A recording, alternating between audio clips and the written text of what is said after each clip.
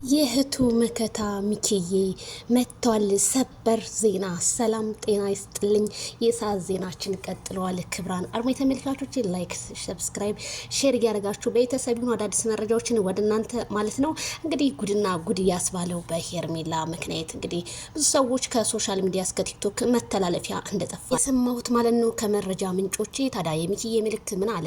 እህቴ አኮራሽኝ፣ ጀግና ነሽ የሚለው በምክንያት ነው።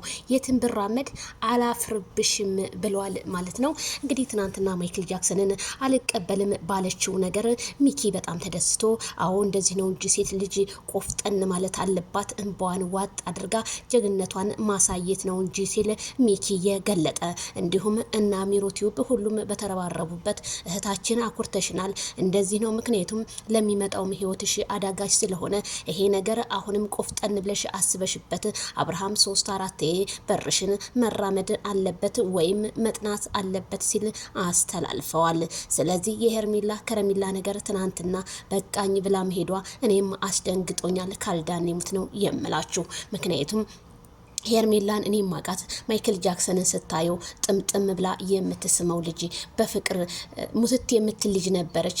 ዛሬ ግን ያ ፍቅር የሚባለው ቦታ እሷ ጋር የለም። ለምን ብትሉ ብዙ ተጎርታለች፣ ብዙ ተነፋለች፣ በማንም ተገፈፍታለች።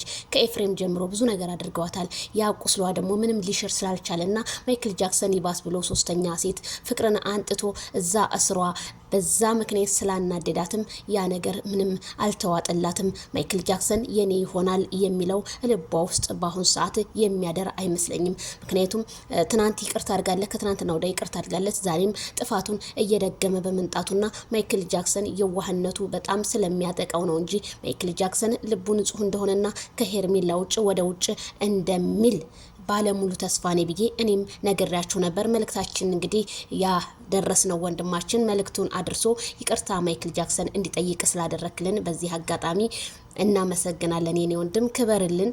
መልካም ሰዎች ሁልጊዜ ይወሳሉ፣ መጥፎ ሰዎች ደግሞ ያው በመጥፎ ስራቸው ጧት ማታ ይነገርላቸዋል ማለት ነው። ስለዚህ የሄርሜላ እውነታ ለምን ቶሎ አልተቀበለችውም? አሁን ደግሞ ሩታ ትመጣለች ምናምን እያሉ ብዙ ነገር ይላሉ።